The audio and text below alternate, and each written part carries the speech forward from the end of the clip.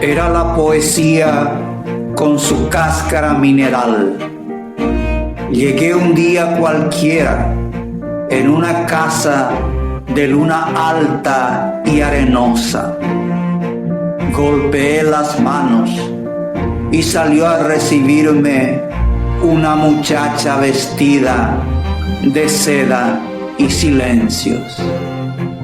Desde entonces, agosto se convirtió en una voz cristalina y alegre. Yo implanté allí mi patria y fundé una cascada llena de cereales.